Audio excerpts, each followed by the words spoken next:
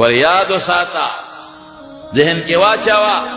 کہ علماء پورے من حیث العالم خندا کے استہزا کے شامی کے موجود ہے جدا کفر دے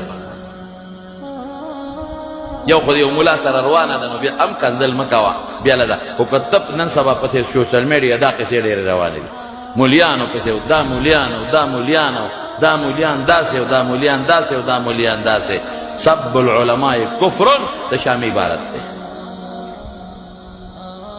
تو ولې دا علماء توهین کې ظالمه تا ته عقیده چا ښوولې ده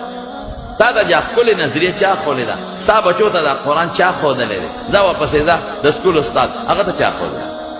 بنیاد به عالم ته ځي او مدرسو له به ځي نو نن سبا په سوشل میډیا دا یو پروپیګنډا مولیا داسې او ملا داسې او ملا داسې تاکې به 50,000 سوړې پرتې وي هغې ته به نه ګورې عالم نه هم غلطي کیدی شي په هغه یو غلطۍ باندې هغه ملا تا دوزخي کړه ظالمه ولې ظلم کوې د دنیا عزت نن سبا علماء رسونه په دنیا کې عزت ورکړی دی وایه که نه چې دې په لاره ولاړي چې غټ خان هم رواني موټر ورته ودري هله راشه راخېږي او د خلکو دیندارو خلکو په زړه کې د علماو مینه دې ډېره د شکر دی جامې وله تاسو والے الحمدلله جامې ډوډۍ وله تاسو برابروئ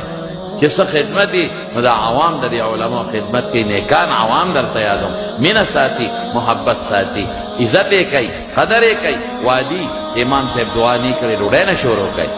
که غمی راشه مولانا صاحب لږ دعا راته وکړه که نکاح وي هله مولانا صاحب ما له نکاح وتړه په لاره ځي د ملا نه وروسته رواني مخکې ته نه ځي ملا مخکې سګرټ نه څکي ملا صاحب په مخکې نسوار نه اچوي دا غټ عزت دی که نه او اخرت کې دا خو مړه د دنیا وړې خبرې دي دې له دین مه زده کوئ اصل دا دی چې په آخرت کې به خدای پاک علماو له مرتبې ورکوي يرفع الله الذين آمنوا منكم والذين اوتوا العلم درجات قرآن اللہ پاک با مرتبه ورکی زمارونو رسول اللہ صلی اللہ علیہ وسلم فرمائی کہ ما دو سیزون در تپریخی دی ترکتو فیکم امرین لن تدویلو چی ترسو پی تاسو منگولی لگولی عمل مکڑی نو تاسو با گمراہان کے گینا یو دا اللہ کتاب چی قرآن شریف تے او یو دا پیغمبر مبارک سنت دی دا دعا او فقہ دا قرآن و سنت نو اخکل شوی مسئلی دی پا دی عملو کے قرآن سر و سنت سر جوڑ پیدا کے تاسو بچت پا غلط لارا ندے نیک بسورات مستقیم دی رب العالمین تبا پی رسے گے